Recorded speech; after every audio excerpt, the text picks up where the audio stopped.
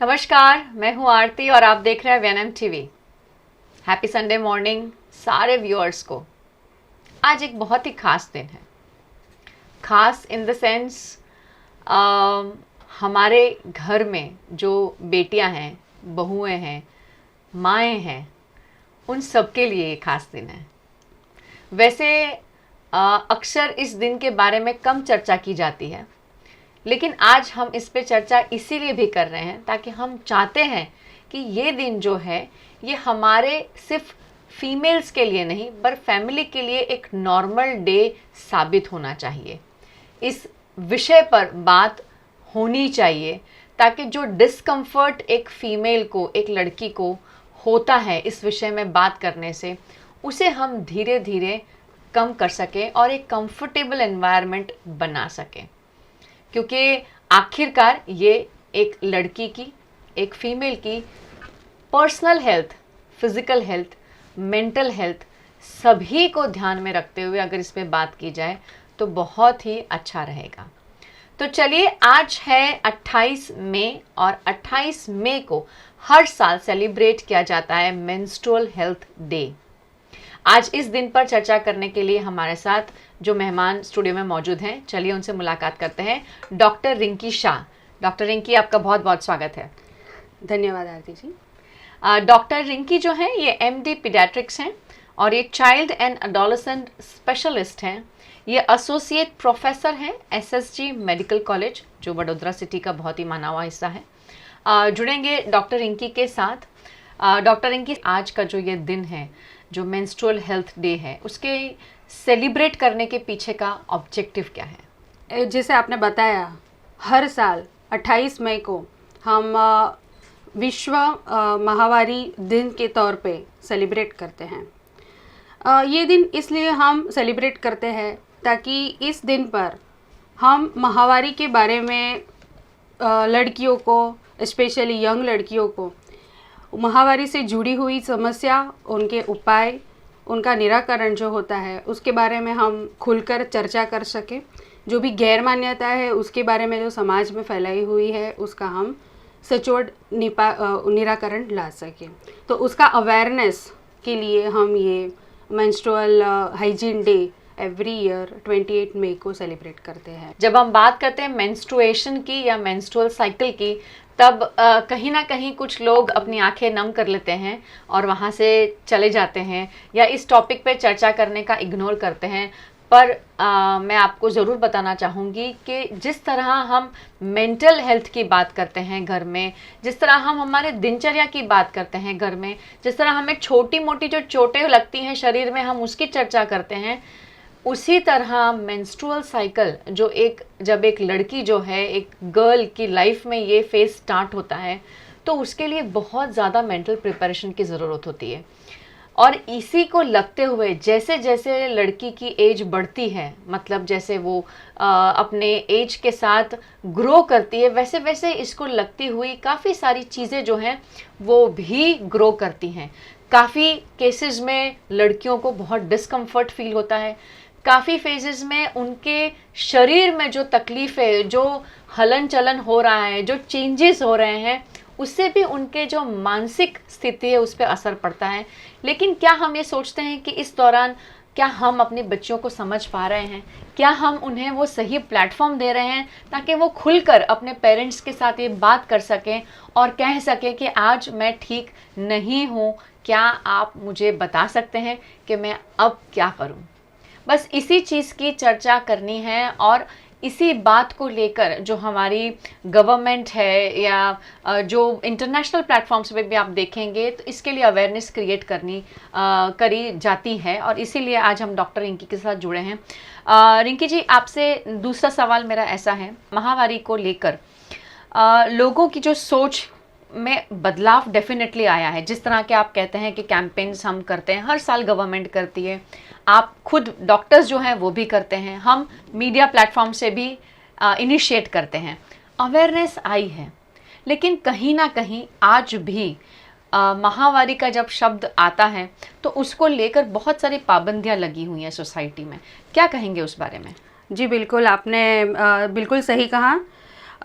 21वीं सदी में हम लोग हैं, सोशल मीडिया का इतना यूज़ कर रहे हैं, अवेयरनेस है, लेकिन जो भी इंफॉर्मेशन है वो हाफ है, आधी भी नहीं है, सही नहीं है। राइट। तो उसकी वजह से पाबंदियाँ अभी भी है, जो सालों से चली आई है, जो दादी नानी ने जो सिखाया है वही फीमेल्स अपने घर में करती आई है। पाबंदियों के बारे में बात करें तो बहुत सारी होगी, पर जो कॉमनली जो हम सुनते हैं पेरेंट्स से, तो वही है कि लड़की को माहवारी के टाइम पे एक कोने में बिठा देते हैं, ठीक है, उसको कुछ छूना नहीं है, उसको अछूत माना जाता है, अशुद्ध माना जाता है। लड़की को मना कर देते हैं कि बाल नहीं धोने हैं, नहाना नहीं है, एक ही कोने में बैठे रहना है, कुछ एक्टिविटी नहीं करनी है, स्पोर्ट्स या जिम वगैरह वो उस दौरान नहीं कर सकती है, स्विमिंग नहीं कर सकती है। पर ये सब आरती जी, ये पाबंदियाँ जो पहले से चली आई है, वो हमें इस दौरान, इस टाइम के दौरान 21st सेंचुरी में ये सब हमें इसको पाबंदियों से बाहर निकलना है और हमें लड़कियों को जागरूक करना है और उनके पेरेंट्स को हमें सोच अपनी बदलनी चाहिए।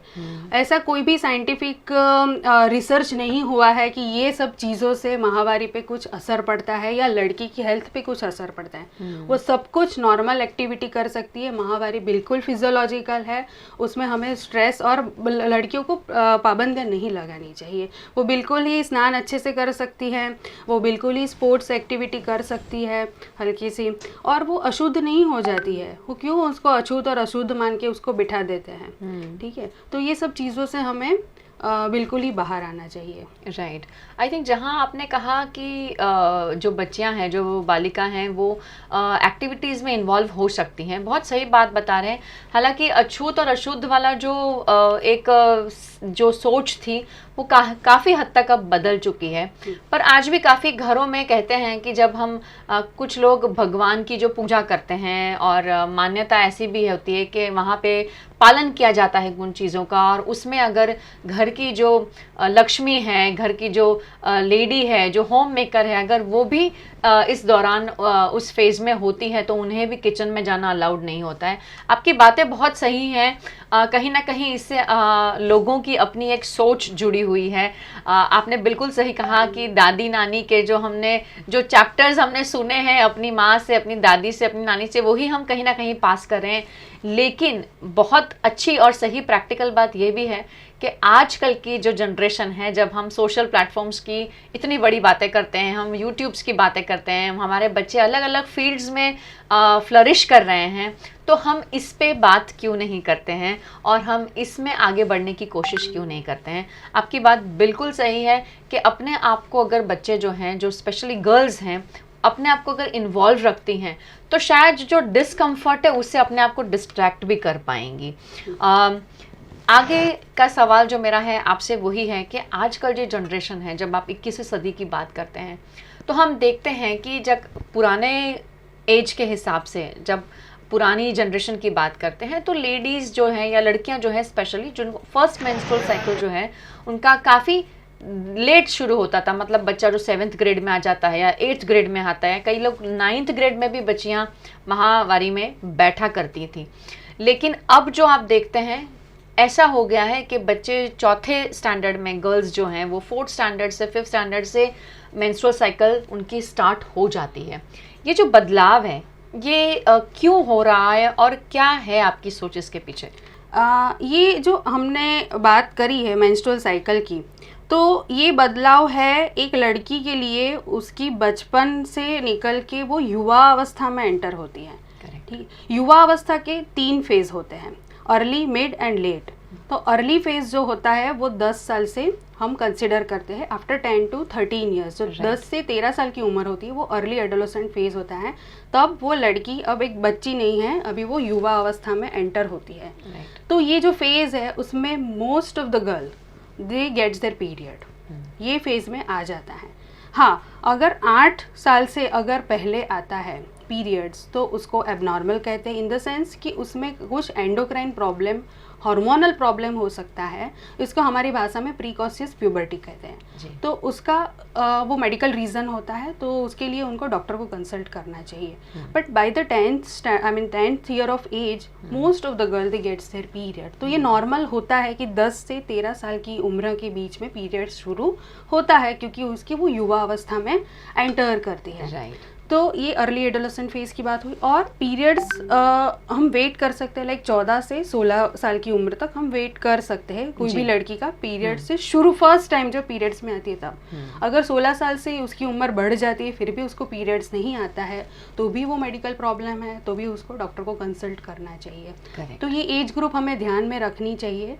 और यही एज ग्रुप में है तो नॉर्मल है, आगे और पीछे होता है तो हमें डॉक्टर को कंसल्ट करना चाहिए, कोई भी मेडिकल रीज़न हो सकता है उसके लिए। Right, correct. तो सबसे पहले जो हमारे बच्चे हैं, जो लड़कियां हैं, जो बालिकाएं हैं, उनको पता होना चाहिए कि ये जो टाइम पीरियड है उन्हें कैसे संभालना है। अगर उन्हें लगता है कि वो इस समय में, क्योंकि नॉर्मली क्या होता है कि जब बच्चे स्कूल में होते हैं, पीयर ग्रुप में होते हैं, तो यूजुअली फ्रेंड्स एक दूसरे के साथ बात करती हैं। कई बार ऐसा भी होता है कि कुछ लड़कियों को टोटली कुछ भी समझ नहीं होता है, क्योंकि घर से कोई मेंटल प्रिपरेशन नहीं की होती है। तो सबसे पहली बात ये आप मुझे बताएं कि इस फेज में जब बच्चा पहली बार उसमें बैठना है, मेंस्ट्रुअल साइकिल की शुरुआत होती है, उसको मेंटली प्रिपेयर करना कितना ज़रूरी है? पहली बार जब ऐसा होता है, जब लड़की या पीरियड्स शुरू होता है, तो उनके लिए वो एकदम कैटास्ट्रॉफिक इवेंट, उसने कभी ऐसा ब्लड कभी देखा नहीं होता है, और वो जो खून का जो बहाव होता है उसे देखकर कई लड़कियां डर जाती हैं। तो मैं मदर को, पेरेंट्स को वही समझाना चाहूँगी, मदर या फादर जो भी है, जो अच्छे से बच्चे के साथ डील कर सकते हैं, तो they should prepare their child. अभी फिफ्थ जैसे ही उनका 9th स्टैंडर्ड या 10th स्टैंडर्ड ख़त्म होता है, तो पेरेंट्स को पता होना चाहिए कि मेरी बेटी अभी युवावस्था में जा सकती है, तो उसको ये हो सकता है। तो थोड़ी अगर इन्फॉर्मेशन बच्ची को है तो वो भी मेंटली प्रिपेयर होगी कि अगर मेरे अंदर ऐसा बदलाव मुझे दिखेगा तो I will definitely contact my parents, my teachers, जो भी है उनको मैं करूँगी, तो वो डरेगी नहीं। तो मेंटल प्रिपरेशन कहीं ना कहीं बहुत ज़्यादा ज़रूरी है।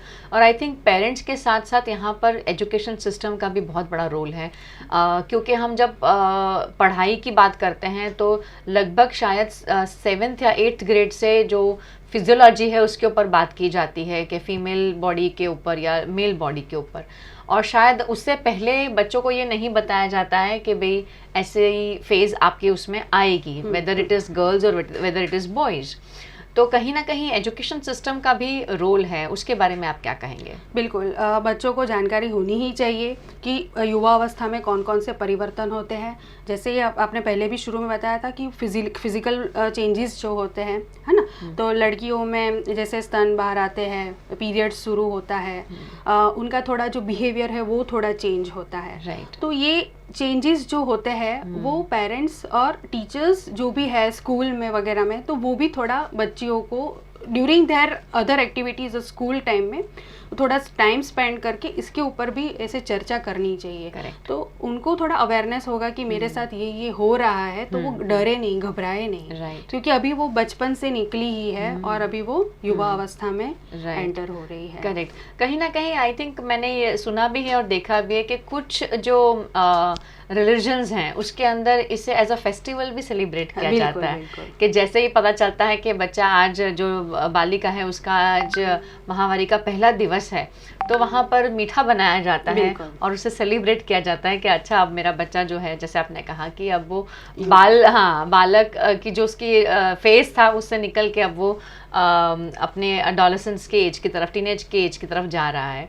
तो ये भी है, आई थिंक इसमें कोई बुरी बात नहीं है, जो भी है सब घूम फिर कर हमारा नज़रिया है जो हमें सोचने की ज़रूरत है कि ज़रूरी नहीं है कि आपके घर में बेटी है या नहीं है, आपके घर में बेटा भी है ना, तो वो बेटे को भी ये बताना बहुत ज़रूरी है, क्योंकि माँ तो है ना घर में, माँ तो है, वाइफ है आपके घर में, तो ये पता होना चाहिए कि this is part of a female body, ये बहुत ही नॉर्मल चीज़ है। तो कहीं ना कहीं हम ये चीज़ को बताना, शेयर करना भूल जाते हैं, और इसीलिए भी कहते हैं ना कि इस चीज़ को जो रिस्पेक्ट मिलनी चाहिए वो आज भी नहीं मिल रही है। तो इसे नॉर्मल बनाने की बहुत बड़ी कोशिश जो है वो गवर्नमेंट की है, और इस बार का जो ऑब्जेक्टिव है, जो उसका टाइटल दिया गया है, वो भी इसी को लग के है। आज जो दिन है रिंकी जी, जो मेंस्ट्रुअल हाइजीन डे है, तो सबसे पहले तो मेंस्ट्रुअल हाइजीन जो है, अगर इस समय बच्चियां जो हैं वो फर्स्ट टाइम अगर मेंस्ट्रुअल साइकिल में बैठती भी हैं, रूटीन में अगर कोई भी हो रहा है, तो किन बातों का ध्यान रखना चाहिए? तो पहले तो लड़कियों को थोड़ा बहुत प्रिपेयर्डनेस मेंटली होना चाहिए, थोड़ी इन्फॉर्मेशन उनको होनी चाहिए। आजकल जो हम सोशल मीडिया है तो उनको थोड़ा नॉलेज उनसे लेना चाहिए कि मेंस्ट्रुअल साइकिल होता क्या है, वो कितने दिन का होता है, कितने दिन चलता है, what is the normal days, कितने दिन तक फ्लो आएगा। राइट। तो ये इन्फॉर्मेशन लड़कियों को होनी चाहिए। तो उसके लिए उसको प्रिपेयर्डनेस जिसको बोलते हैं, ठीक है। तो एक लड़की अगर फर्स्ट टाइम पीरियड में बैठती है, सेकंड टाइम पीरियड में बैठती है, तो उसको थोड़ा ओरिएंटेशन उसके अंदर थोड़ा आता है कि मेरी साइकिल इतने दिन की है। करेक्ट। ठीक है। तो वो नेक्स्ट टाइम जब भी आएगा तो वो थोड़ी प्रिपेयर होगी मेंटली कि मेरा पीरियड्स आने वाला है, तो मुझे क्या क्या चीज़ की ज़रूरत पड़ेगी। तो उसके लिए उसको पहले प्रिपेयर्डनेस होना चाहिए, उसका नॉलेज होना चाहिए, और उसको कैसे डील करना है वो आना चाहिए कि अगर मैं स्कूल में गई तो अगर स्कूल में पीरियड्स आएगा तो मैं क्या करूँगी। तो उसके लिए उसको सैनिटरी नैपकिन वगैरह है वो अपने बैग में रखने चाहिए। राइट। तो मेंस्ट्रुअल हाइजीन के लिए first and foremost thing is preparedness. आपको मेंटली प्रिपेयर होना है कि मेरा साइकिल, जैसे नॉर्मल साइकिल की बात करें हम, तो वो 26 से 28 दिन का होता है, और range is from 21 days to 35 days. किसी का 21 दिन का साइकिल होता है, किसी का 35 डेज का होता है। नॉर्मली जो होता है most of the time it is between 26 से 28 दिन का होता है, ठीक है। तो वो एक जब लड़की एक या दो बार पीरियड्स होता है तब उसको पता चलता है कि अभी मेरा पीरियड का cycle is around 25 day 26 days, तो वो उसको मेंटली प्रिपेयर होना ही पड़ेगा कि अभी आने की शुरुआत है, तो थोड़ा तैयारी करके रखें। अगर पीरियड्स आ गया तो हाइजीन का खास ध्यान रखना है। एक या दो बार तो एटलीस्ट फुल बॉडी वॉश, नहाना चाहिए, अच्छे से क्लीन करना चाहिए। जो ऑर्गन्स है, जेनिटलियस है, उसको अच्छे से क्लीन करने चाहिए। राइट। है ना। और जो सैनिटरी पैड्स है वो भी फ्रीक्वेंटली एटलीस्ट एक या दो बार दिन में, रात को एक या दो बार आप चेंज करते रहिए। राइट। ठीक है। तो वो एक हाइजीन, पर्सनल हाइजीन आपको पीरियड्स के दौरान रखनी है। उसके अलावा खाने पीने का भी बहुत ध्यान रखना है। सभी चीज़ें खानी है संतुलित। ऐसा नहीं है कि ये नहीं खा सकते, वो नहीं खा सकते, खट्टी चीज़ नहीं खा सकते, ये नहीं खा सकते। तो वो सब जो मान्यता है उसमें नहीं उलझना है। संतुलित खुराक सभी मात्रा में, थोड़ी मात्रा में सभी चीज़ें खानी चाहिए। Correct. और पानी का हाइड्रेशन वगैरह भी अच्छे से मेंटेन करना चाहिए। बहुत सही बात बताई है कि आपको अपना जो साइकिल है उसकी प्रिपेयर्डनेस होनी चाहिए।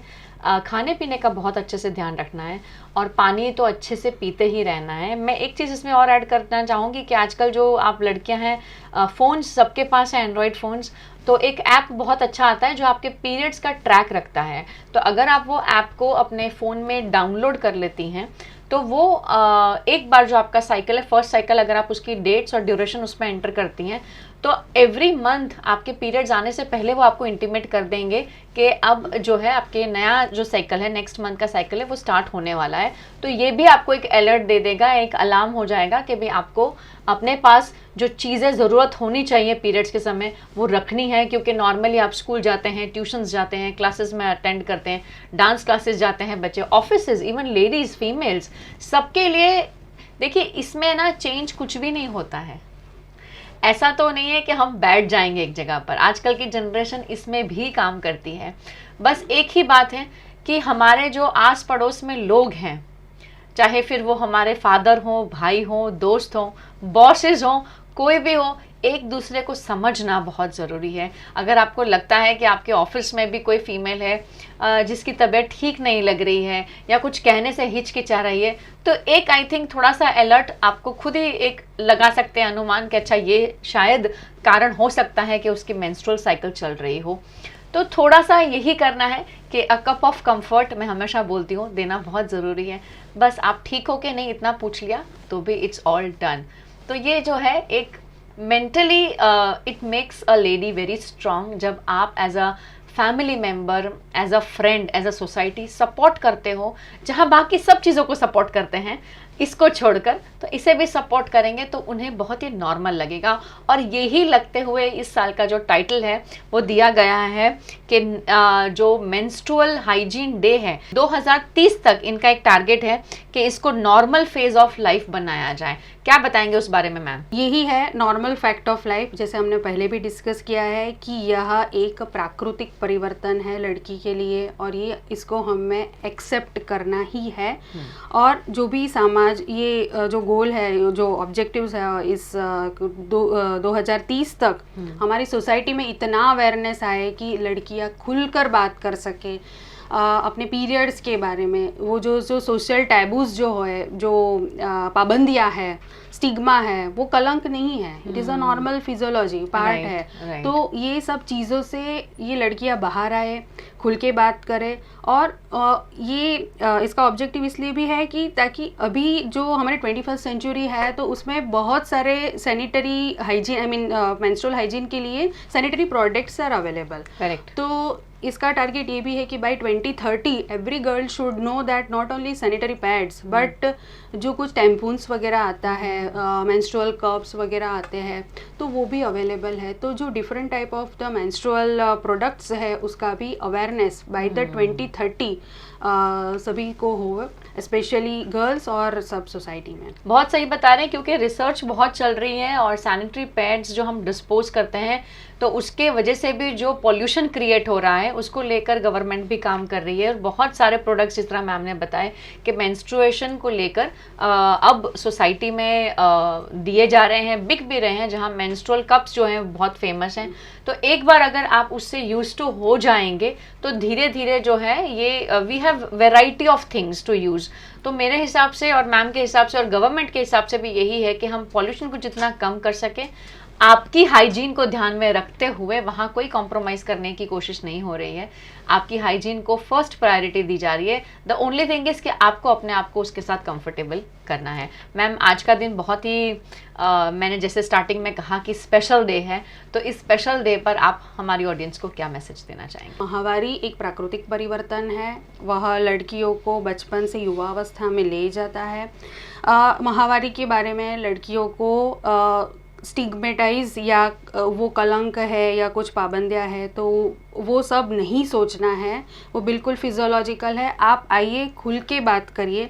माहवारी के समय पे जो भी तकलीफ़ें लड़कियों को जो होती है, स्पेशली जो पेट में दुखना, थोड़ा अनकम्फर्ट, ईजीनेस वगैरह रहना, तो उन सब चीज़ों का उपाय होता है। अगर आप पॉसिबल है तो आप जितना हो सके उतना आप डॉक्टर को कंसल्ट कीजिए। माहवारी कोई बीमारी नहीं है, पहली चीज़ तो ये है। आप बिल्कुल ही अपनी रूटीन एक्टिविटी चालू रख सकते हैं। इसके साथ आप लाइट एक्सरसाइज, योगा, जो भी स्पोर्ट्स है वो भी आप कर सकते हैं। स्विमिंग जैसे स्पोर्ट्स भी आप कर सकते हैं। जैसे हमने सैनिटरी टैम्पून्स वगैरह भी आप यूज़ करके ये एक्टिविटी आप चालू रख सकते हैं। तो आप इन सब चीज़ों से बाहर निकलिए और अपनी ये स्वास्थ्य का पूरा ध्यान रखिए। और मेंस्ट्रुअल हाइजीन, मेंस्ट्रुएशन वो हमारा एक प्राउड है लड़कियों का, तो उस पर प्राउड फील करते रहिए। जो भी समस्या है उसके लिए आप डॉक्टर को कंसल्ट करते रहिए। Thank you so much Rinki ji, आपका बहुत बहुत धन्यवाद।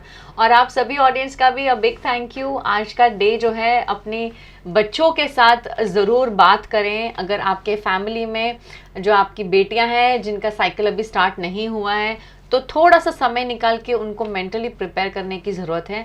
हमें नहीं पता वो दिन कब होगा, लेकिन ये दिन बच्चों के लिए, हमारी बेटियों के लिए शॉक के जैसे ना आए, उसका हमें सबसे बड़ा एक जो सॉल्यूशन है वो लाना ज़रूरी है। थोड़ी प्रिपरेशन बच्चों के लिए बहुत ज़रूरी है।